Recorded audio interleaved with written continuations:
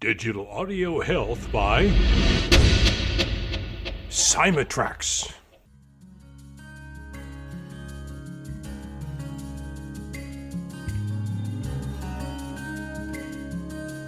Welcome to the Rhonda Grant Show with your host, Rhonda Grant.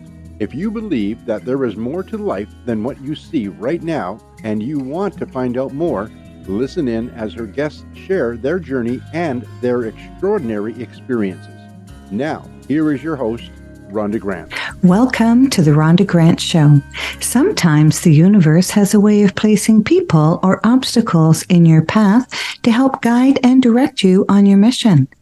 Listen in as we discover the path my guest has traveled. Has she been inspired by a calling, crafted her journey, or a bit of both?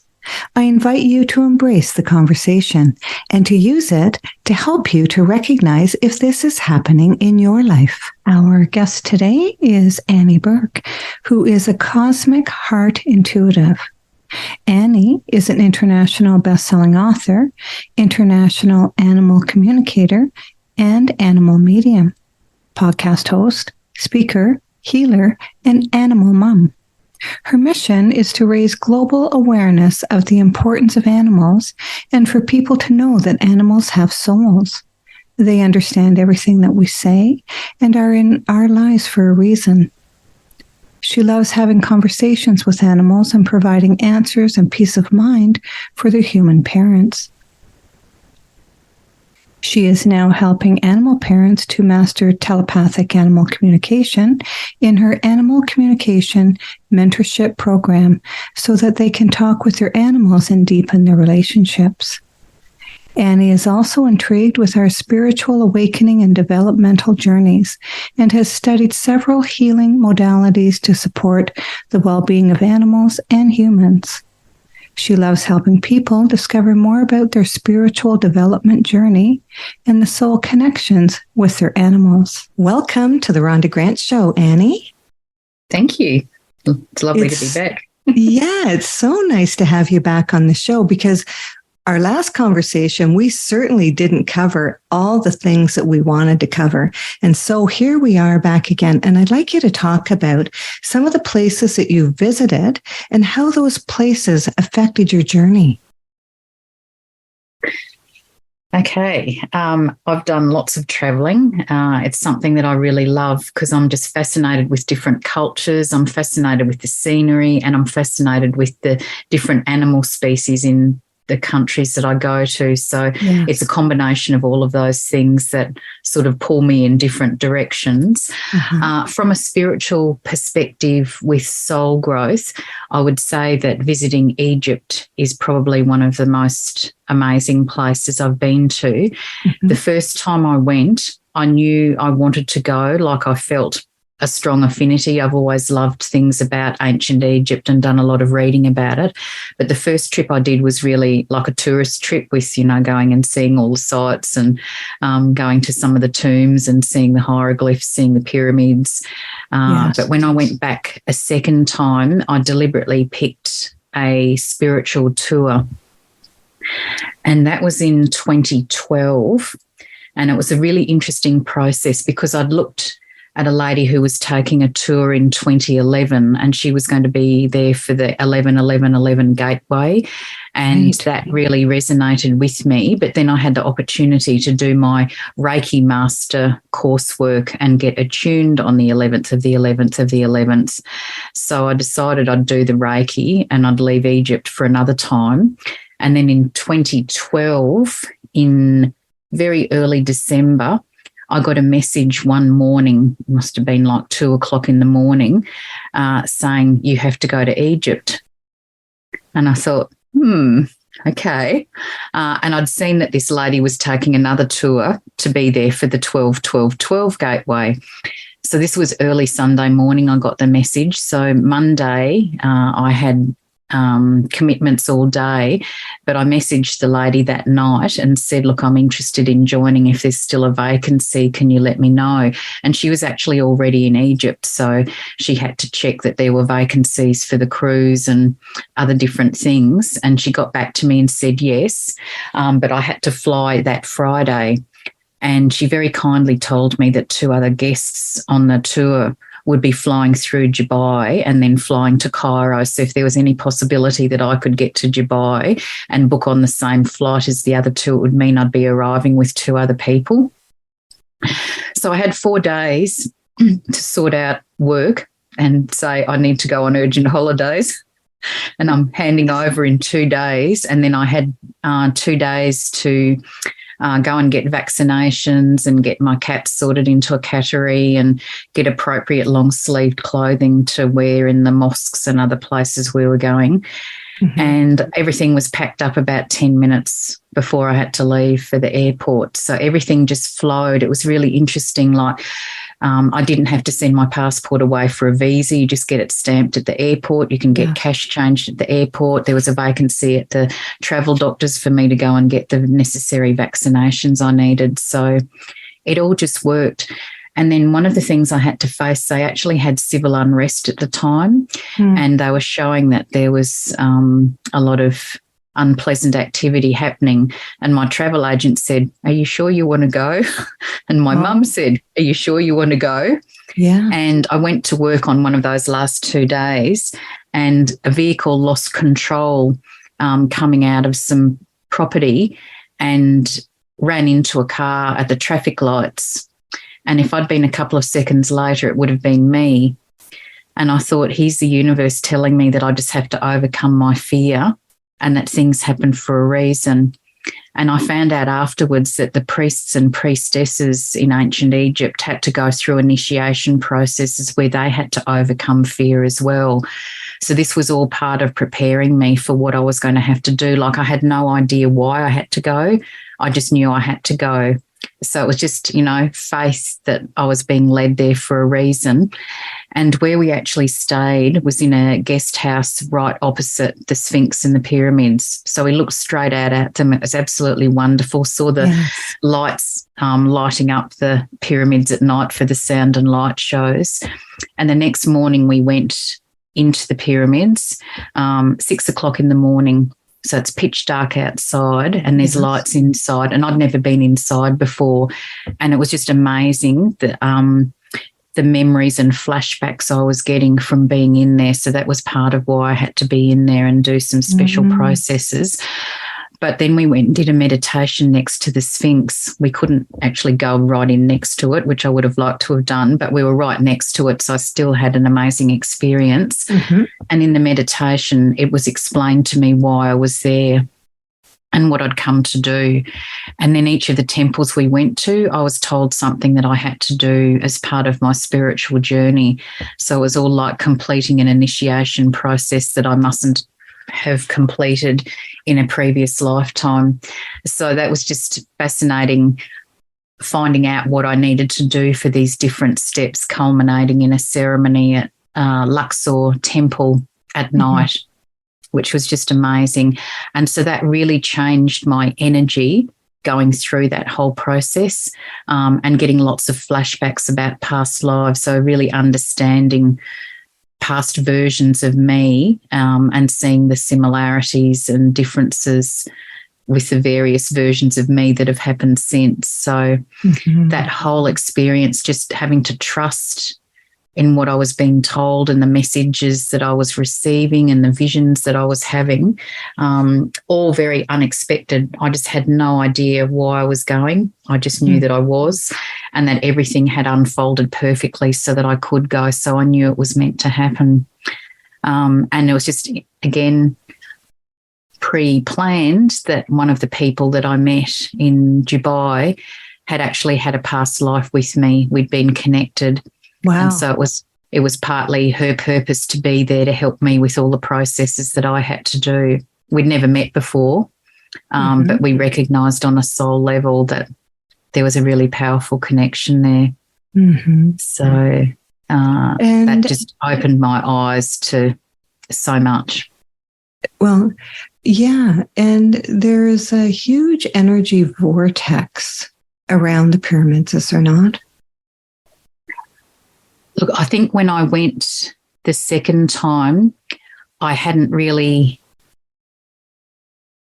I probably wasn't as really conscious of the energies and Right. vortices. I've gone to different places since, like Glastonbury and Machu Picchu and Sedona. Yes. And been very conscious of feeling the energies and what they were doing to me there. Yes. Egypt to me is more about remembering Okay. those past lives and getting the activations and seeing processes and things that the priests and priestesses were doing. We went up in one of the temples. There's a priest's walk. Yes. It's at Hathor Temple at Dendera.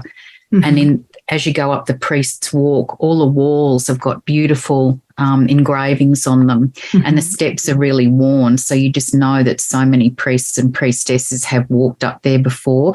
So Right. again, that was a really powerful experience to do that. And as it happened, this lady who'd been with me in the past life, who'd been a high priest, she went ahead of me, and I said to her afterwards that felt quite right, that she was going up first and I was behind her, and just sort of reenacting what we were just so familiar with from times past. So I just didn't know enough about past lives. I wasn't spiritually awake the first time I went to Egypt, but I just had an innate knowing that Yes. I was attracted by the history and the hieroglyphs and all the stories. Oh, yes. But going back the second time, that was a much more powerful experience. But I was also really surprised and pleased how well they've done with preserving the hieroglyphs, because I regretted first time around that I hadn't taken enough photos. So second time around, I made sure I took hundreds of photos. And a lot of the temples, some of them have got very low lighting, but I took a camera that's really good with low lighting. And like the images, like, they've been there for thousands of years, and they just look remarkable, that the way they've kept their colour. It's just incredible, the wisdom that they're sharing through the pictures. Yes. How did it make you feel in your body, your energy level in your body when you were there? It was interesting because after the final process that I had to do, even the people on the tour could see how much I'd changed, felt like it had really lit me up on an energetic level, that it was just... I think probably encompassing for more of my feminine energy. Yes. My healing energy. I think that was really essential in activating some of those gifts as well. And just, I think, recognition of what part of what I'm doing in this lifetime, and sort of the repetition of, doing similar work in past lives as well, but not having been as consciously aware of it. Did you do any writing when you were there to record these types of things, or was it? I think it's in my memory, into your soul. Yeah, and it's interesting because I've had a few people saying to me, I really should share those stories of what happened and what I experienced, because that is just part of, revealing the real version of me, and honouring the past versions of me as well. Because a lot of people are really interested in past lives, and they want to know how they can connect to their past lives to see how they've evolved. And lots of times people want to know if they were married to the same person, or if, because what I heard, and you can probably speak better to this than I, is that we come back in the same sort of group. We sort of meet the same people in our journeys. And let's say, my daughter might have been my mother in one life. My son might have been my teacher. And we just take on various roles because, in a lifetime, you come across many, many people. And there's sometimes you meet a person that you just say, I really connect with that person. And I really connected with you when we first met. And I think that these people are put in our path were to help each other on our journey, or remind each other of our journey, whatever it may be. Can you speak to that? Yes, certainly. And I think you're spot on with those your understanding of that. And that's the same as me. I understand that we have a soul group that we have multiple incarnations with. And yes, your husband may have been your child in a previous incarnation. There are these soul links there. And yes, we have made contracts and agreements to come and help each other with mastering different soul lessons or learning different things. But I've also been finding out with my work with animals that they similarly have arrangements. So some of them have been in our pasts as well. And so one of my cats actually showed me working in the Great Pyramid with me, like thousands of years ago. He was a cat, I was a priestess, but our souls have known each other for thousands of years, and he's had some human lifetimes with me and he's had some cat lifetimes with me. And yeah, there's more work being done to unravel these soul connections that we have. But there is something that we recognise about people. And the same with this lady who'd been a high priest. When I hugged her for the first time, and I love hugging because of the exchange of energy and the healing that you get from it. Oh, yes. I just felt as though the fibres in my heart were lining up with the fibres in her heart. It's the only way I can describe it. It was a really strange sensation, not scary, but very beautiful, as though on a deep soul level, we were reconnecting. And that was just really beautiful. We've kept in contact since, and I've seen her a couple of times when I've travelled overseas since. So, and I think when you meet people that you have had soul relationships with before, you really recognise that energetic pull to them. As you said, you feel as though you know them and you don't know why in this lifetime. But you definitely, have that recognition about them. And I've had that happen in different places around the world, and you think, why do I feel as though I know this person? I've never been to this country before. Why is there such a strong connection? And you feel as though you've known them forever. And that's what I understand, that it will be someone that we've had a soul connection with in a previous life. Yes. And I think past lives are fascinating with finding out, what we've done as a life purpose. Like, healers tend to have past lives where they've done the healing work. I'm intrigued with crystal therapy and healing with crystals. So I've been intrigued when I've done past life regressions to see what tools I was using to help with the healing, in case there's something that I can copy and bring back into my work now. So that's intrigued me as well. Yes. And I remember, and you'll probably recollect this when we had our after show talk last time, is that when you were speaking about animals and connecting with animals in our last episode, I had written down the word Egypt. Had nothing to do with the conversation that we were having, but I shared that with you after the call. And that's why we're talking today, is because I had an intuitive hit while we were discussing. And so I find that those things, you're in Australia, I'm in Canada, and energy travels that quickly. And I am just astounded by the human ability to know. Aren't you? I've been going buzzy while you've been talking, so I've learnt now that's my clairsentience and just confirmation that we're speaking the truth and that we do have this connection. And I've met a number of people that we feel as though it's in Egypt that we've had past life connections, and I know that I've had several different lifetimes there, so I've obviously met lots of different people in those journeys, and it's just funny how the universe brings them across your path again to reconnect. And whether you're it's a short-term thing, helping each other remember or supporting each other in the background or what it is, it's fascinating finding out why someone crosses your path that you recognise. It happens for a reason. There is no coincidence. There's no coincidence, yeah. And so when you said you're going buzzy, for me, I feel like when we connected there at that level, when I was talking about that, is that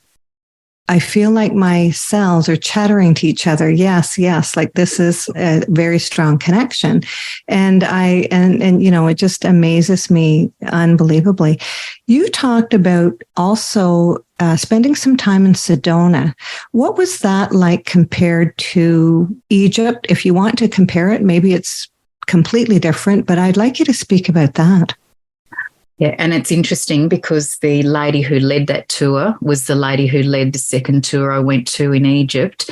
Yes. And the other lady who was on the trip as a passenger had also been on the tour in Egypt. So the three of us already knew each other from our trip in Egypt, which just made it lovely to have the tour in Sedona. They'd been to Mount Shasta first, but I didn't join them for that bit, so I just met them in Sedona.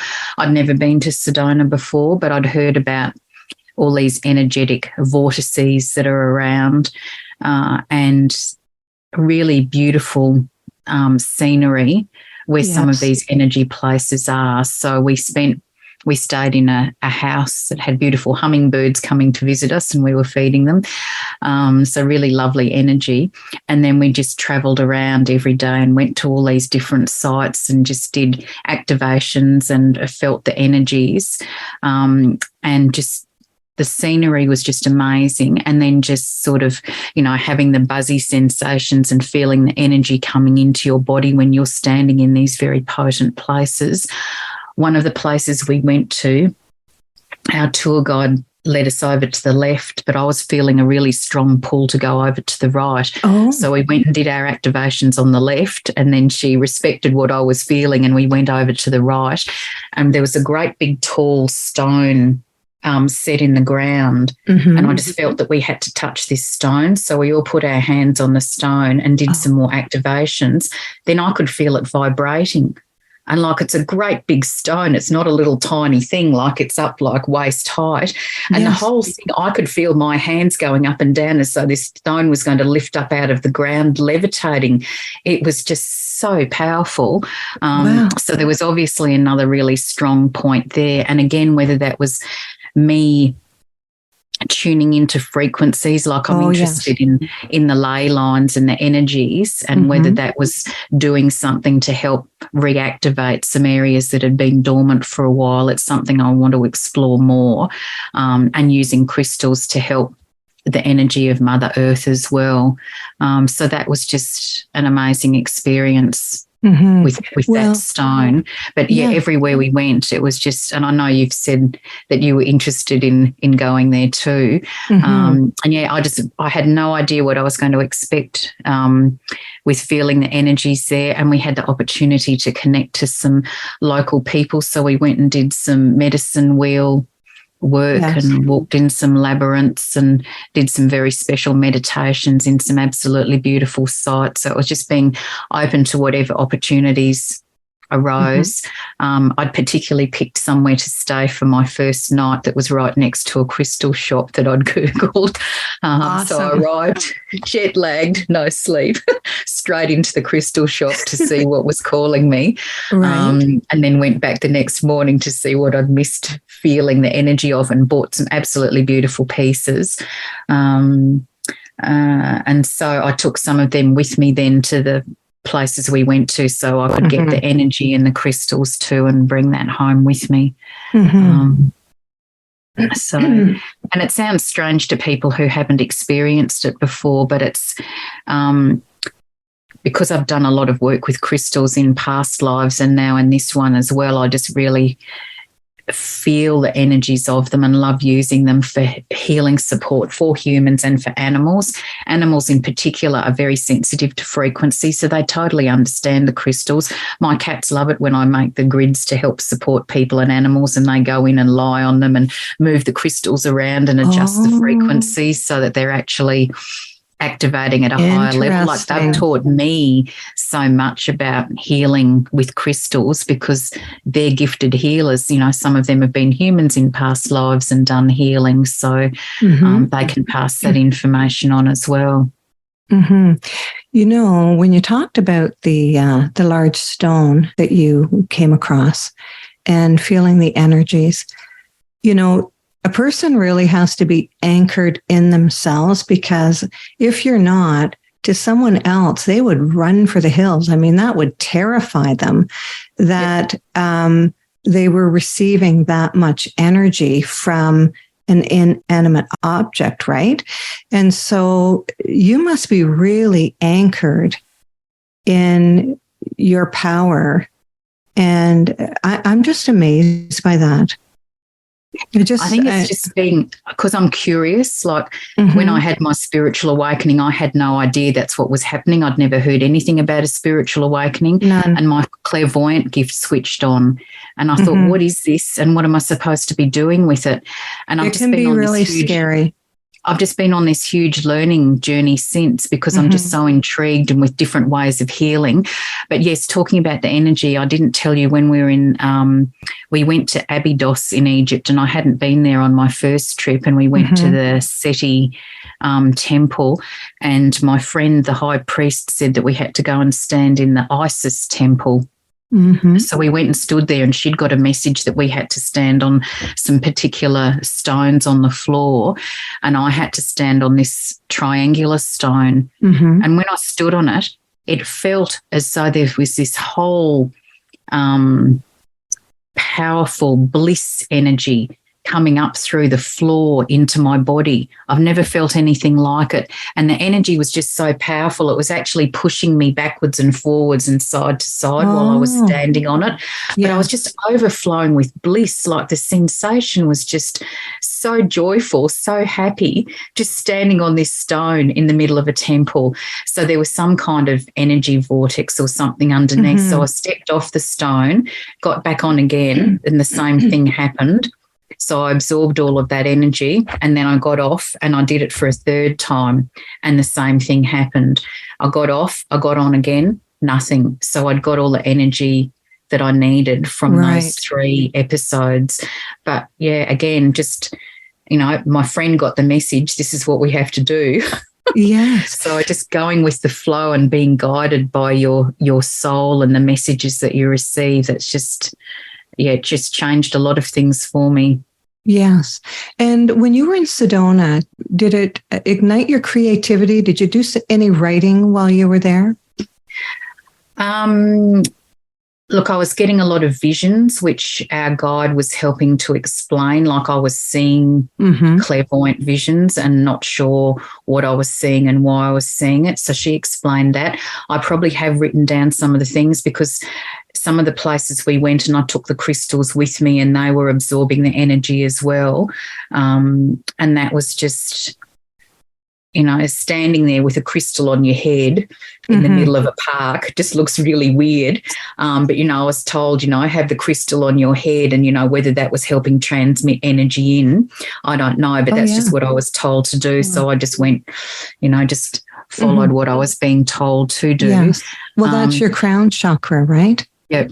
And that's where you are open to those energies is your crown chakra. That's where you receive the energies. To the spiritual realm and the higher realms. Yeah. Excuse me. One of the things I found absolutely fascinating, though, with going to Peru and looking at the temple structures in Peru, very similar architecture to Egypt. Yes. The way the stones are moved together, and like you can't fit a credit card in between the stones, like the technology of how they moved the stones. One of the stones I'm standing in front of in a photo is 120 tons. Like it's just massive. So again, very fascinating that you know, whether people travelled from Egypt to Peru and, you know, they're building abilities, whether that information got passed on, but it's very interesting that it is so similar. And then what intrigued me in Peru was in some of the buildings, they've got like the windows are funny kind of trapezoid shapes. They're not rectangles. And they'd worked out that having that kind of triangular shape was better if they had earthquakes. They could withstand the pressure of earthquakes. So they understood when they were building that they were building for certain conditions. So some of these civilizations before us have been incredibly advanced with their mathematics, their sacred geometry, their agriculture, their architecture. There's a lot of, you know, wisdom that we've missed out on in this lifetime that I think is starting to be revealed now. And some of that is in crystals. And when people hold crystals, if there's someone that can decode the information, then they know what people have coded in them like thousands of years ago. Oh. Like they're keys of wisdom, and they've been buried for a long time. And then at the right time, they're found and the right people can hold them. Again, I've had a phenomenal experience with a crystal I took to South Africa, and I gave it to one of the ladies to hold, and her whole body just started vibrating. And she said, I programmed this crystal. And she suddenly had a memory that she'd done that like years ago. That like she in a previous lifetime? Yes. And holding it just reactivated that memory for her. There are so many. I find crystals are very powerful to help people remember their pasts as well. There's so many mysteries, or as we see, mysteries in life, that it's incredible. You're listening to the Rhonda Grant Show right now, whose podcast is being treated with digital audio health by my sponsor, Symatrax. And today I am speaking with Annie Bourke, who's just a fountain of knowledge when it comes to energy. Annie, let people know how they may reach out to you. Thank you. Yes, they can reach me through my website, which is www.cosmicheartintuitive.com.au, or they can reach me on Facebook as Annie Bourke, Bourke, and also on LinkedIn. My email is chintuitive@bigpond.com. And so I'm happy to have conversations with people, particularly about their animals, answering questions, because I'm an animal communicator and animal medium. But I'm also now mentoring animal parents so that they can actually master telepathic communication themselves and learn how to talk with their own animals, which has been an absolutely amazing journey for their animals and them. Working out how to talk to each other.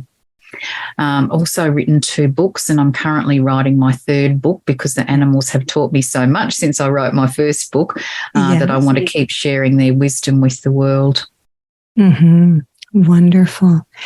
What extraordinary discovery have you found in your life, or have you already revealed it to us? I think from my conversations with animals, the most incredible thing they've taught me is about animal soul reincarnation. And I had no idea that this was a reality until one of my cats let me experience it. And that's actually what I'm writing about in my 3rd book, because I've had so many experiences now with other people's animals, knowing that an aspect of their soul can reincarnate and come back to us. And unfortunately, it's not every animal's destiny to come back, but many of them do. And some of them have multiple lifetimes with us in this lifetime or in past lives. So one of my clients at the moment, her dog has had 3 lifetimes with her in this lifetime as a dog, and he's about to come back for his 4th lifetime as a dog. Wow. And there's a lovely movie called A Dog's Purpose, and some of your listeners may have seen that. And that's the reality of what I experience with my conversations with animals. And it's so interesting because when they do come back, sometimes they look very similar. Sometimes they're a completely different breed. Often they swap gender. And I've had a cat that's come back as a dog. I've spoken to someone whose dog has come back as a cow. So they don't necessarily come back as a different, breed in the same species that they were. It's quite fascinating. And so some of the stories I'm going to be sharing are my clients' stories about the messages that their animals have given them and how they've been able to track them down and find them. And then it seems to be within 2 days, they've totally integrated back into the home again. So they've just been away on a temporary holiday. They've had a full body makeover because some of them do look different. But they know the other people in the house. They know the other animals in the house. They know where their food bowls are. And they just sort of settle back in like, what's all the fuss about? I'm home. And it's, again, That's it's wonderful. fascinating. it's fascinating to watch because the dynamics of the animal family change. So it may have been the older animal who's passed away, and they may have found a young body to reincarnate in. So they're now the youngest in the family, but some of them act as though they're still the boss, thank you very much, and they're not going to take any rubbish from anybody. We act like they own the joint, right? Yes. Yeah. So, and they've taught me a lot about the different ways that they can come back. So the soul who's coming back doesn't need to go into the animal when it's conceived. They can swap in at any age. So some of them will swap into an animal that might be 3 years old. And so the soul who's been living in that animal will obligingly swap out and go back to heaven so that this animal soul can come into that body and get back to their human family. Okay. And so I've just now had a succession of stories where the animals have told us, you know, what kind of body they're going to look like, if they're going to be at a rescue organisation, where to start looking to find them. And then the family send me photos of who they've found, and then I can connect with them and see, is this the body that that soul is going to move into, or have they already moved in? And then I can confirm that, yes, that's their animal. Yes. And then they can adopt them and bring them home. And then you've got another lifetime with them in a different body, but there'll be a lot of familiar behaviours, or the way they look at you, the way they interact. People just know on a soul level it's their animal who's back again. Yes. Do you feel that you've been called to what you're doing, Annie? I think for a long time I've known that my passion is animals, and I just wasn't sure what I was supposed to be doing for my life purpose linked to that passion. But definitely, you know, the animal communication to start with has drawn me into that field, but now actually mentoring the telepathic communication is even more important. I think that people learn how to connect with their own animals and understand them. And that's part of my broader life mission, to make a difference on a global level, to raise consciousness about the importance of animals, because I want people to know that animals have souls, because unfortunately not every country has legislated that they're sentient beings yet. I want people to understand they feel emotions just like we do, that they're highly intelligent and intuitive, and doing the communication course has just emphasised the extent of their intelligence and their vocabularies. So one of my cats is working with one of my clients at the moment to help with some of the exercises they're doing. And we did an exercise where my client had to send my cat a word and then ask my cat to say what word they'd received. And my client sent the word transform. And when they asked my cat what word did she receive, she sent back transmogrify. Now, I've never used transmogrify in a conversation, to my knowledge, and I've never said it in front of my cat, but she knew the word. And when we looked it up, it means to transform in a surprising or magical manner. So she was showing that she totally understood she'd received the word transform, but she was upping the ante with telling us the same a word that means the same thing, but a slightly different word. So again, I had no idea that she knew that word. So it's a revelation finding out what they know. And I get a lot of people saying, oh, you know, they're a dog. They know stop and walk and that's it. But no, they're just so intelligent. And see, some of them have had lifetimes before as a human. And so some of them know words that we don't use in everyday language now, but they would have used in their lifetimes as a human. Yeah. And so for the audience, I just want to have you describe, when you're receiving these messages from animals, it is telepathic. Yes. Right. So telepathic communication is something that we all do automatically as children. Yes. And then something seems to happen and we just stop doing it. But it's something we can reactivate again. But telepathic communication is how animals talk to each other. So it's actually a silent language. We can't hear it. We don't know what they're saying until we know how to do it. But when you do it, you actually hear their voices in your head. So it's not an audible sensation going into your ear. It's in your head. But telepathic communication can be verbal, and so you hear all different voices, just like humans. It can also be visual, so they can send images they can send the letters of a word. So if they want to send you the emotion love, they can send you the letters LOVE, and you'll just see those letters appear in your head somehow. Yes. And they're sending you that. Or they can send you little video snippets to explain something to you, and they have the technology to be able to do that. Or they can send you feelings and emotions. So you might feel love and warmth. You might feel fear and dread in your body. There's different ways that they can send the emotions. And so telepathic communication that I understand with animals includes all those different forms of getting their messages through.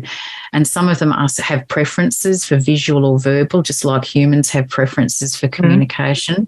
But we certainly practice all those different methods in the program, just so that the humans know how different animals communicate. Because once you can communicate with your own domestic animals, you can go to zoos, you can talk to animals in the wild, you can talk to animals anywhere, and it just changes the whole dynamic relationship with your animals when they can talk to you and tell you what they want to tell you. So if you are anchored in these types of energies and you do have animals at home, you can start practicing sending them messages and waiting for them to send you messages back. And that's how you can further develop your gifts with animals. So they understand everything that we say. So I always tell people, just go home and tell your animal that you love them and you're grateful that they're with you. They know that, but hearing you say it and using high frequency words like love and grateful, they really respond to. So, and they love, once they know that we know they understand everything, that changes the relationship with them as well. So you don't even have to have a telepathic conversation with them, just talking verbally with them. They love knowing what's going on in our world. But yes, certainly once you can reactivate the telepathic communication and they can tell you what they want for dinner, you know, are they going to be happy if you bring home a new partner? What do they think if you want to move home? All of those kind of questions, then you can find out what's happening for them. Wonderful. Thank you so much, Annie, for visiting us again on the Rhonda Grant Show and giving us more information, and especially your travels to Egypt. It's just very, very fascinating to listen to you and all of the things that you've experienced and that's helped you with your journey. So thank you very much for being on the show. Thank you. And again, I just love connecting with you because we do have so many similarities and common interests. And it's just, I just love talking to people who talk a similar language. It's just beautiful. I love it too. And it's really hard to let each other go when we can probably talk for a very long time. So I appreciate you and thank you so much. Likewise, thank you. Theme song for the Rhonda Grant Show is Sun on the Water, composed and performed by my friend John Park Wheeler. This is Rhonda Grant with the Rhonda Grant Show, author of Magical Forces Within, Extraordinary Discoveries in an Ordinary Life, inviting you to look for the magical forces within yourself today and every day. Thanks for tuning in to the Rhonda Grant Show with your host, Rhonda Grant. If you would like to find out more information about Rhonda and her upcoming guests and the work that she does, go to her website, rhondagrantauthor.com. That's rhondagrantauthor.com. Digital Audio Health by Cymatrax.